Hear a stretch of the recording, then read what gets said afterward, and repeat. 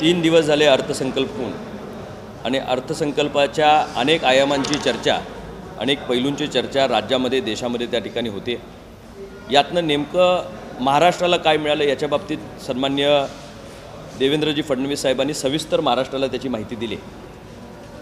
ही माहिती देत असताना या अर्थसंकल्पातनं महाराष्ट्राला काय मिळालं याची माहिती आपल्याला या ठिकाणी मी देणारच आहे, पण त्याचबरोबर हे जे NDAचं शासन केंद्र शासनामध्ये ज्यावेळी आलं त्यावेळीपासून नेमकं महाराष्ट्राला किती आणि काय मिळालं याचंही या ठिकाणी मूल्यमापन झालं पाहिजे आणि त्याची माहिती मी आपल्यापर्यंत या ठिकाणी पोहोचवतोय। सर्वप्रथम या बजेटमधून आपल्याला मिळालेली रक्कम जर या ठिकाणी आपण बघितलं तर विविध कामांसाठी आणि विविध योजनांसाठी महाराष्ट्राला या ठिकाणी निधी मिळाला। त्यामध्ये शेतकरी बांधवांसाठी मराठवाड्यातील विदर्भ मराठवाड्यातील सिंचनासाठी 600 कोटी रुपये, पर्यावरणपूरक शाश्वत कृषी प्रकल्पांसाठी 598 कोटी रुपये, महाराष्ट्र कृषी ग्रामीण परिवर्तन प्रकल्पासाठी 150 कोटी रुपये, नाग नदी पुनर्जीवन योजनेसाठी 500 कोटी रुपये, मुळा मुठा नदी संवर्धनासाठी 690 कोटी रुपये। हा खऱ्या अर्थानं शेतकरी बांधवांच्या आयुष्याला दिलासा देणारा आणि त्यांच्यामध्ये या ठिकाणी उत्कर्षाकडे नेणारा एवढा मोठा निधी केंद्र शासनाकडून ह्या बजेटमध्ये या ठिकाणी मिळाला आहे।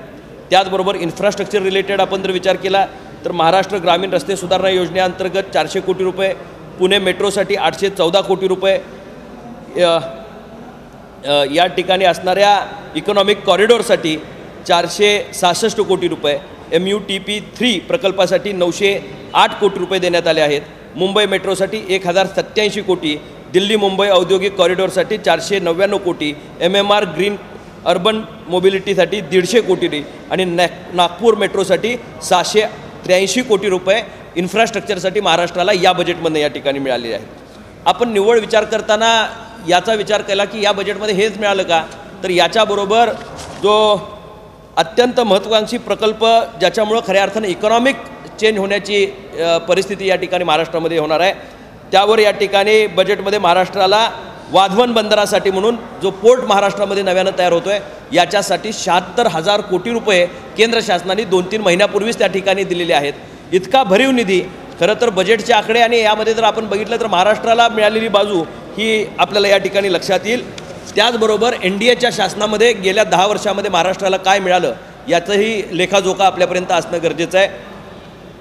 गेल्या 10 वर्षामध्ये महाराष्ट्राला 10,05,000 कोटी रुपयाचं या ठिकाणी वेगवेगळ्या स्वरूपातनं या ठिकाणी महाराष्ट्राला निधी उपलब्ध झाला आहे।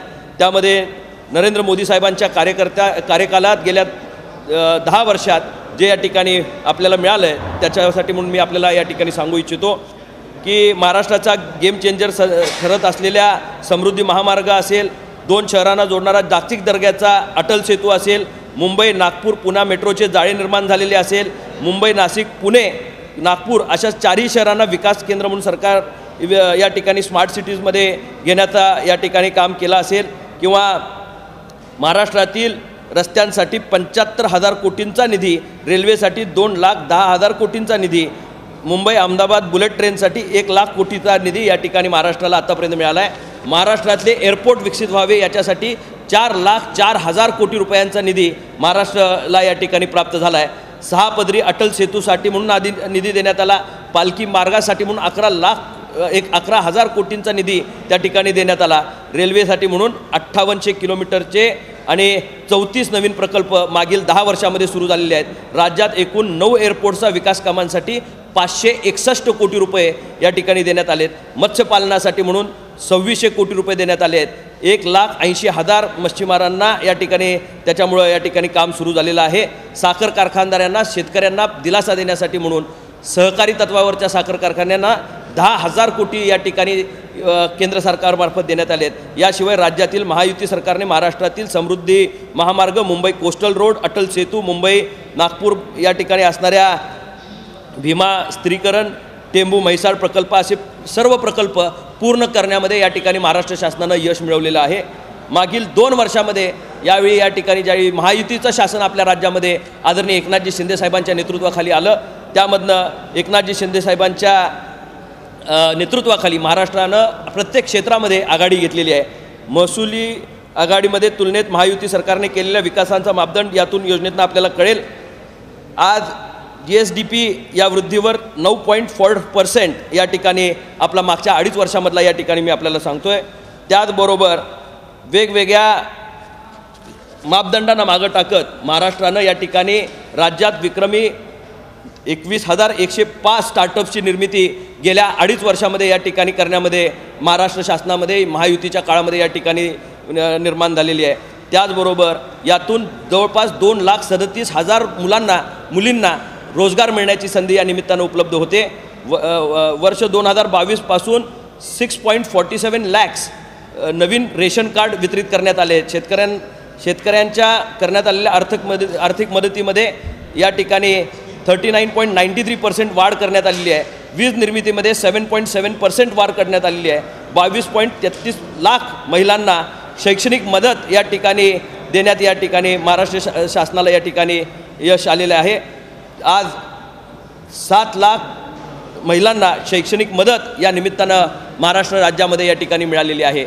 आत्ताच लेक लाडकी नावाची जी योजना आपण महाराष्ट्र शासनानं प्रस्तावित केली आणि त्यातला मंजुरी घेतली. एकनाथ शिंदे साहेबांच्या ह्या महत्त्वाकांक्षी योजनेमाध्यमातनं आपण कालचा रिपोर्ट घेतला तर जवळपास 1 कोटी नोंदी महिलांच्या या योजनेअंतर्गत महाराष्ट्रामध्ये या ठिकाणी माई माऊल्यांच्या झालेल्या आहेत. निश्चितपणे महाराष्ट्र हा प्रत्येक सेक्टरमध्ये अग्रक्रमांकाने या ठिकाणी पुढे जातो आहे. एक नेगेटिव्ह सेट करण्याचा जो विरोधक काम करतायत, लोकांच्या समोर भ्रम प्रस्थापित करण्याचं काम करतायत, महाराष्ट्राच्या विकासानं त्याला सडेतोड उत्तर दिलेलं आहे. महायुतीच्या काळामध्ये झालेला विकास हा डोळ्यात अंजन घालणार आहे आणि हे जे आकडे आहेत हे बोलके आहेत की ज्याच्या माध्यमातून महाराष्ट्राच्या जनतेला नेमकं लक्षात येईल की महायुतीच्या काळामध्ये गेल्या 10 वर्षामध्ये नेमका कोणता विकास आणि कोणत्या प्रकल्पांवर निधी या ठिकाणी महाराष्ट्राचा लागलेला आहे.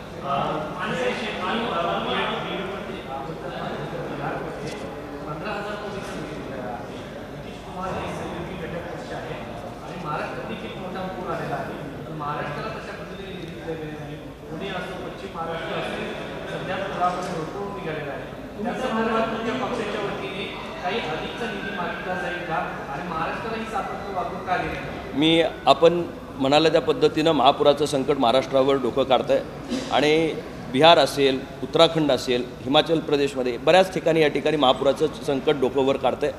2019ला, 2021ला, 2005ला अशा विविध वेळी महाराष्ट्राला याला सामोरे जावं लागलं आणि म्हणूनच मी खासदार म्हणून सुद्धा याच्या बाबतीतली मागणी केंद्र सरकारकडनं सातत्यानं करत होतो आणि आपल्याला सांगायला आनंद होतो की 3,200 कोटी रुपयांचा वर्ल्ड बँकेचा निधी आपल्याला महाराष्ट्र शासनाच्या मार्फत या ठिकाणी या पूरग्रस्त भागांसाठी या ठिकाणी ऑलरेडी प्रस्तावित झालेला आहे.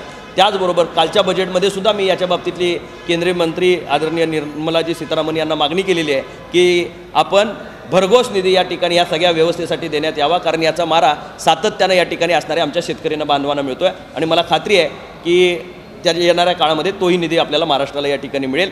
आणि जो आपण उल्लेख केला की बिहारला 15,000 कोटी दिले, 76,000 कोटी रुपये एका प्रकल्पासाठी म्हणून महाराष्ट्राला त्याच्या आधी 2 महिने दिलेले आहे. बजेटमध्ये दिसणारी जी रक्कम आहे त्या बजेटच्या रकमेपेक्षा कितीतरी जास्त रक्कम ही महाराष्ट्राच्या पदरात ऑलरेडी या ठिकाणी केंद्र शासनानं टाकले. आकडे दिसताना फक्त बजेटला वाचले दिलेले आकडे दिसतात. 2 महिन्यानं झालेलं बजेट आपल्याला दिसतं, पण 2 महिन्यापूर्वी मिळालेल्या 76,000 कोटींच्याकडे आपलं दुर्लक्ष होतं कामा नये.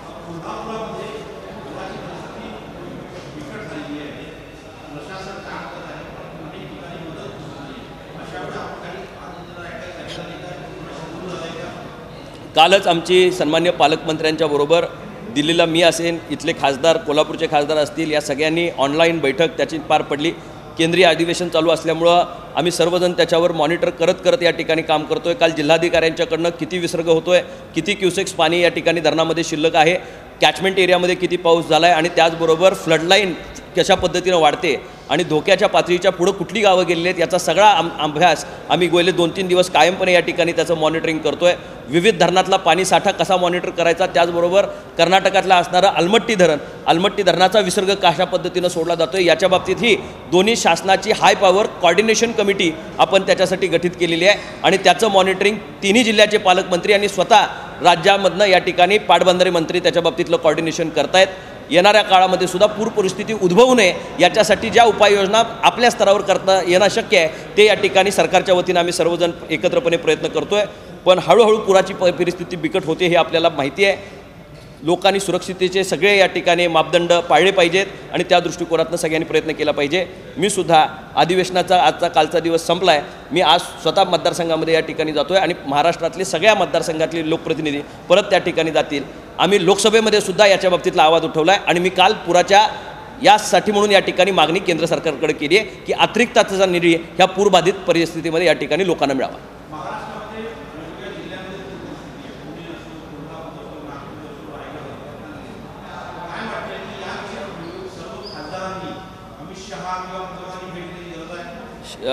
काल आम्ही वित्तमंत्र्यांना याच्या बाबतीतलं मी स्वतःच त्याच्या बाबतीतलं विवेचन केलेलं आहे. निश्चितपणे येणाऱ्या 2-3 दिवसामध्ये वित्तमंत्र्यांचा रिप्लाय याच्या बाबतीतला आहे आणि त्या रिप्लायमध्ये जर समजा तशा पद्धतीचा उल्लेख झाला तर मग काय गरज नाही. पण जर तसं होत नसेल तर निश्चितपणे महाराष्ट्रातल्या सांघिकपणे सर्व खासदारांनी या ठिकाणी पंतप्रधानांची भेट घेऊन वित्तमंत्र्यांची भेट घेऊन त्याला स्पेशल पॅकेज देण्याच्या संदर्भात या ठिकाणी आम्ही सर्वांनी भूमिका घेणं गरजेचं आहे.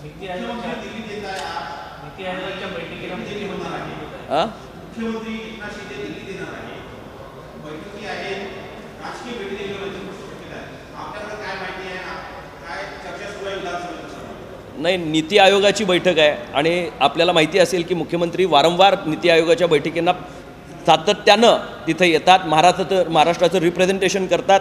महाराष्ट्राला अधिकचा निधी कशा पद्धतीनं मिळेल याच्यासाठी ते वारंवार प्रयत्न करत असतात आणि ह्याच भूमिकेतनं परत एकदा मुख्यमंत्री साहेब नीती आयोगाच्या बैठकीसाठी या ठिकाणी येत आहेत आणि निश्चितपणे येणाऱ्या विधानसभेच्या इलेक्शनच्या आधी महाराष्ट्राच्या पदरात आणखी काहीतरी चांगलं पाडून घेण्याची भूमिका आदरणीय मुख्यमंत्री साहेब या ठिकाणी निश्चित घेईल.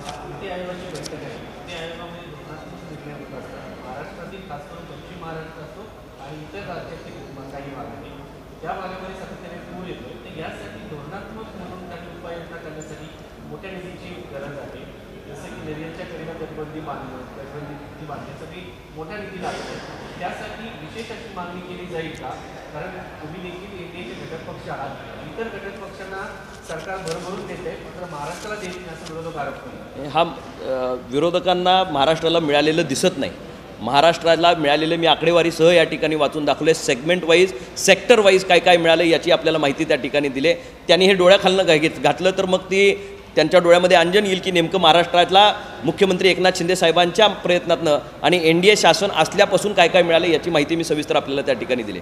पूर परिस्थितीसाठी म्हणून एक फ्लड रेग्युलेटरी अथॉरिटी या ठिकाणी तयार झाली पाहिजे आणि 2 राज्यांमध्ये वेगवेगळ्या राज्यांमधली धरणं त्या ठिकाणी आहेत. 2 राज्यांचा समन्वय त्यामध्ये या ठिकाणी राहणं गरजेचं आहे. इनफ्लो आणि आउटफ्लो याच्या बाबतीतलं रेकॉर्ड किपिंग व्यवस्थित झालं पाहिजे. विसर्ग होत असताना कॅचमेंट एरियामध्ये किती पाऊस पडतो याच्या बाबतीत ऑटोमाइज्ड कॅलिब्रेटेड सिस्टीम जर त्या ठिकाणी तयार झाल्या आणि त्याचं रिव्हर मॉनिटरिंग सिस्टीम जर त्या ठिकाणी फ्लड मॅनेजमेंट सिस्टीम तयार झालं तर निश्चितपणे भविष्य काळामध्ये या सगळ्या गोष्टीचा फायदा पश्चिम महाराष्ट्रात नव्हे तर महाराष्ट्रात जिथं जिथं फ्लड येईल तिथं त्या ठिकाणी येत आहेत.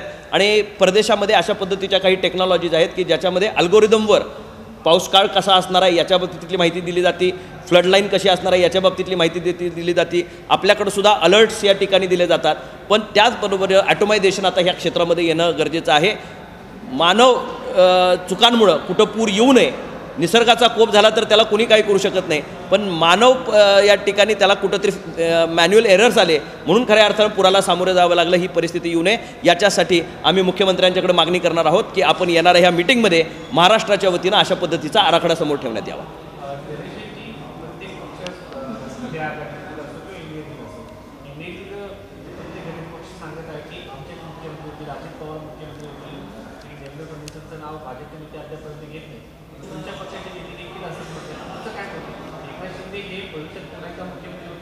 महाराष्ट्राच्या जनतेनं हा एकनाथ शिंदे साहेबांच्या पाठीशी कौल उभा केलेला आहे. त्यांनी 15 पैकी 7 खासदार आपण जर बघितलं तर पहिल्याच सलामीमध्ये या ठिकाणी निवडून आलेले आहेत. आता हा निर्णय महायुती एकत्रपणे त्या ठिकाणी घेईल. आमचे नेते एकनाथजी शिंदे साहेब आहेत आणि महाराष्ट्राचे लाडके मुख्यमंत्री म्हणून आज अनेक योजनांचा उहापोह महाराष्ट्रामध्ये त्यांच्या निमित्ताने या ठिकाणी होतोय.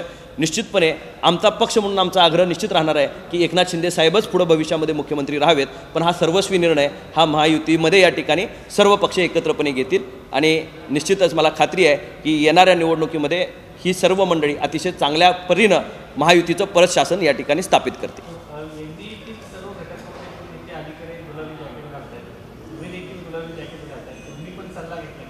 मी नाही आता जॅकेट कुठल्या कलरचं घालावं याच्यावर खऱ्या अर्थानं चर्चा होऊ शकते, हे मला माहीत नाही.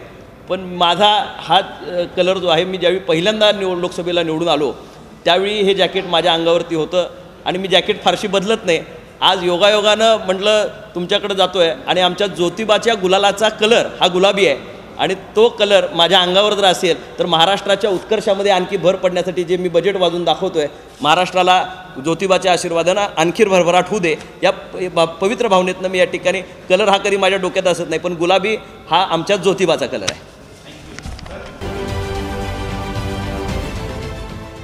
देश विदेशातील प्रत्येक घडामोडींचे लाईव्ह अपडेट मिळवण्यासाठी आता साम टीव्हीच्या सर्व सोशल मीडिया प्लॅटफॉर्मला लाईक, फॉलो आणि सबस्क्राईब करा.